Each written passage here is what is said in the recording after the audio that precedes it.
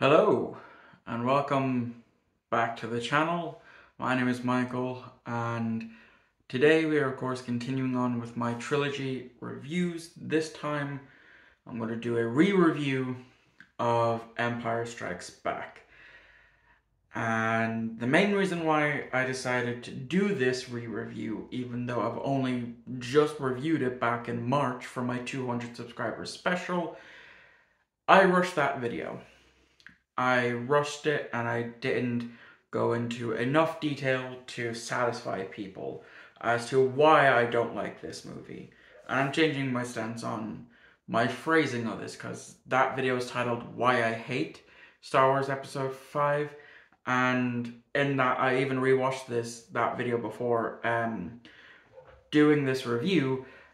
I kept saying, oh, I hate this, yada yada yada. After my rewatch and reflecting on it, I don't hate this movie.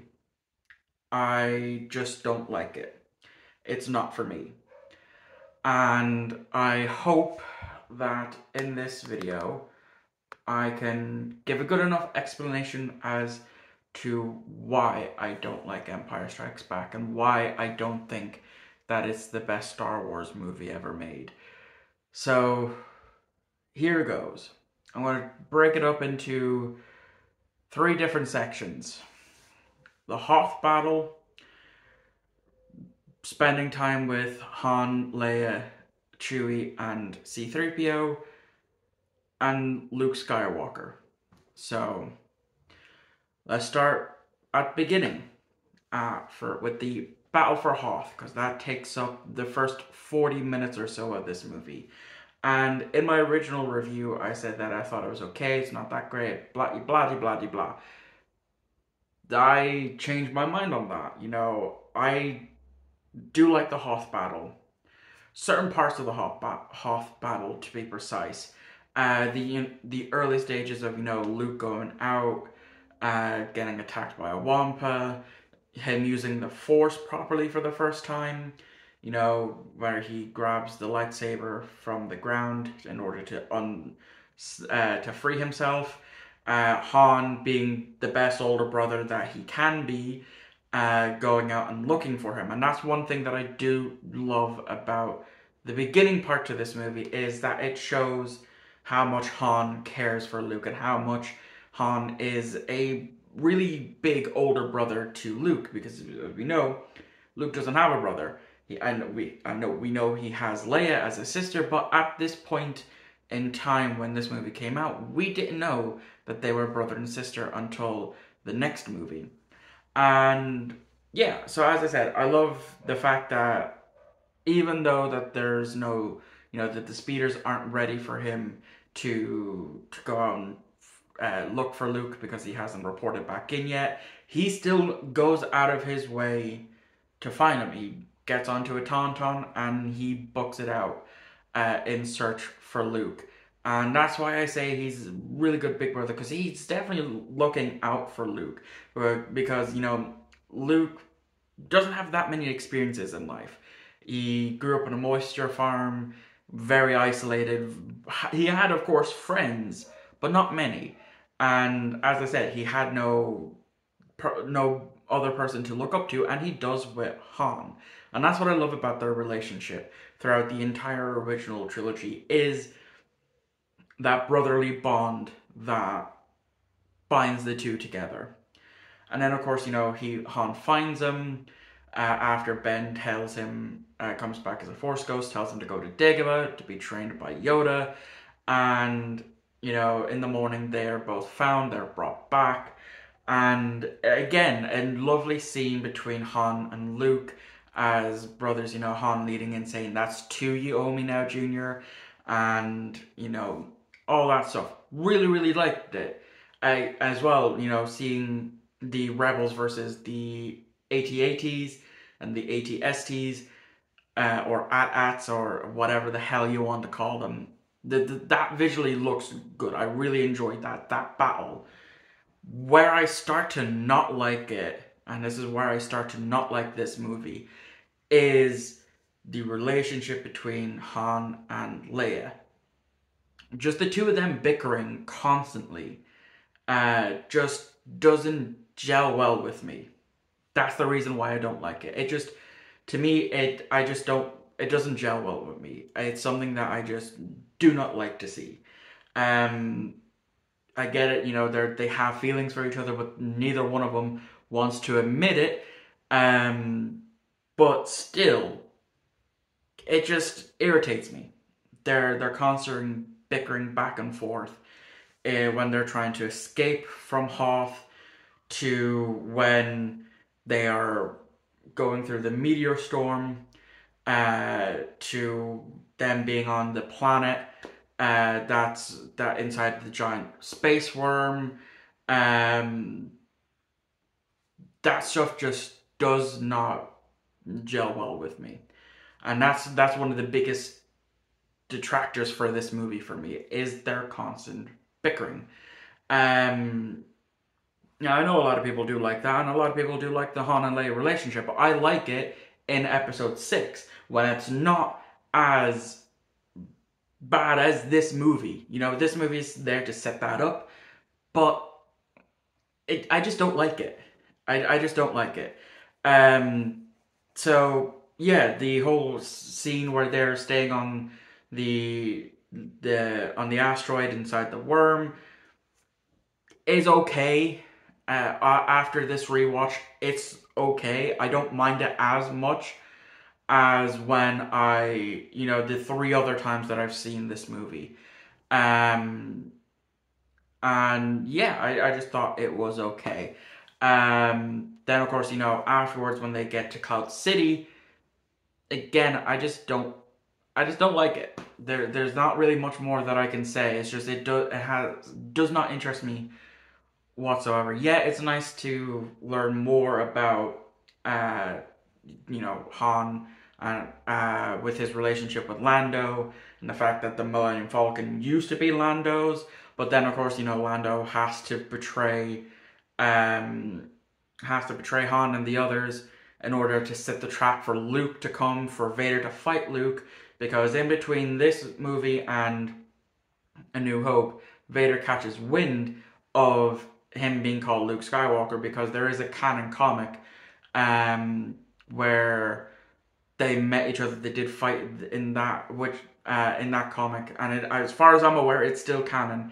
And he mentions that his name is Luke Skywalker, and Vader recognizes Luke's lightsaber as his old lightsaber, when he was Anakin, and that's how he knows about Luke going into this movie, and that's how he figures out that Luke is his son, that his son survived the end of the 3rd movie.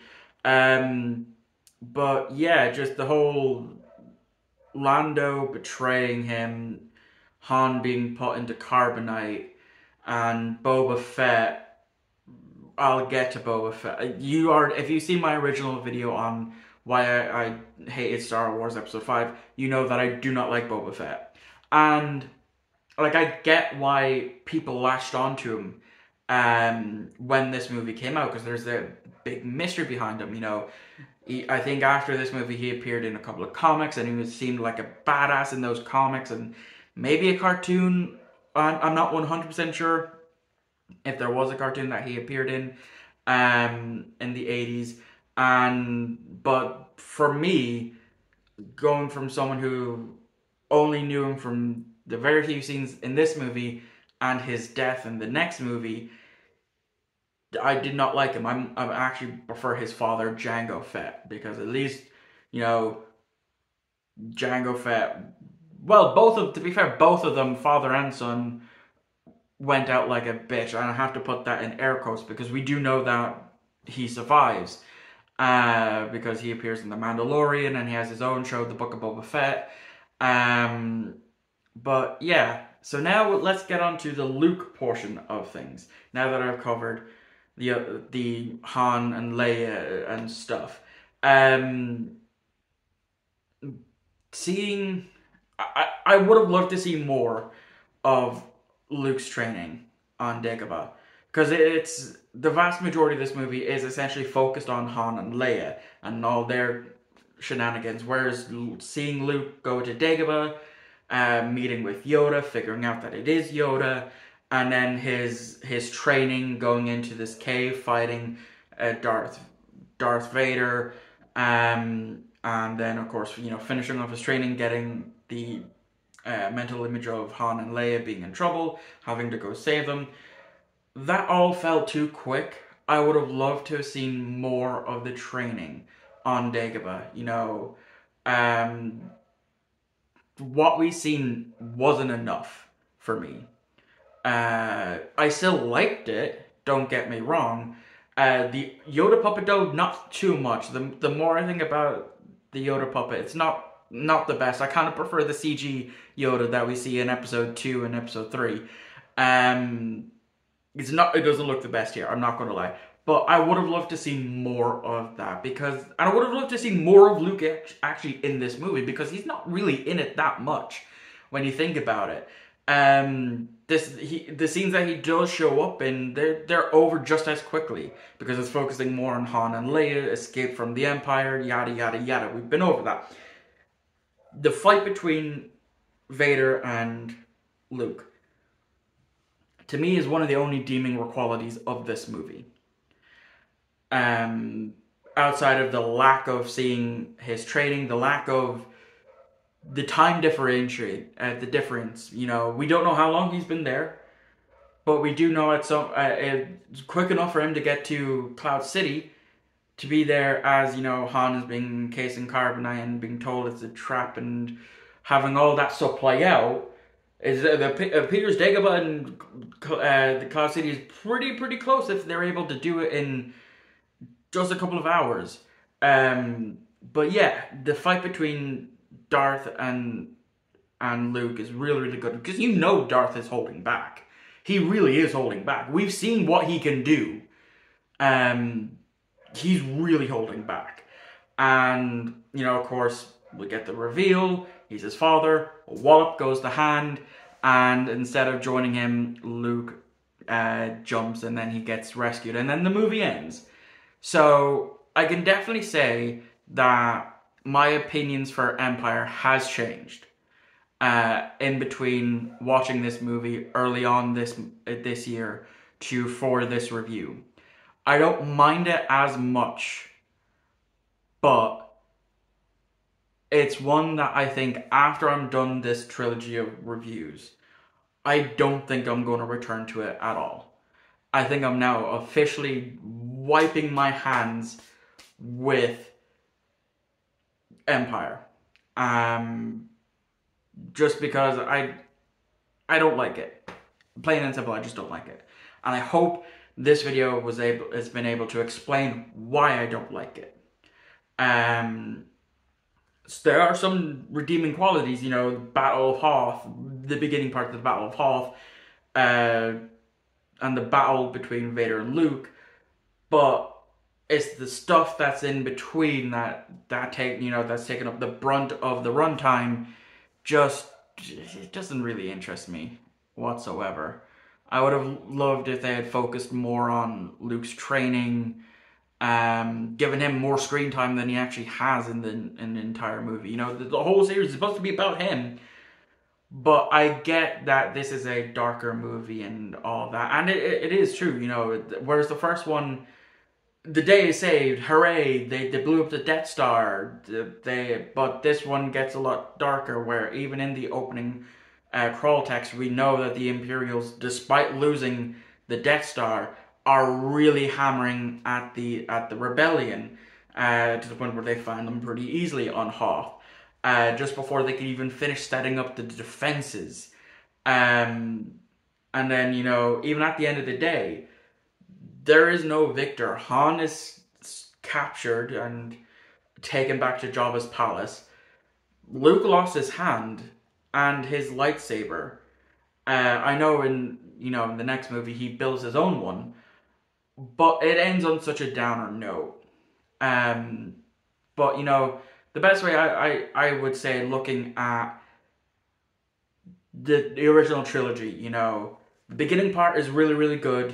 Really happy, really upbeat. The middle part had to be dragged down. It had to be dragged down in order to finish on such a high with Return of the Jedi.